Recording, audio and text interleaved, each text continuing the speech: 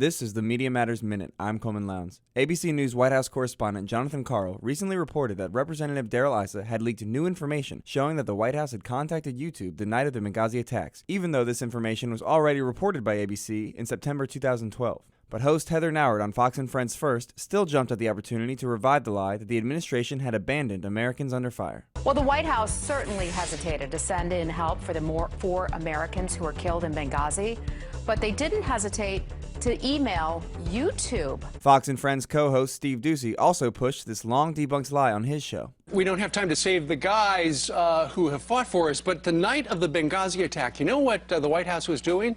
They were contacting YouTube about, hey, there's a video out there, right?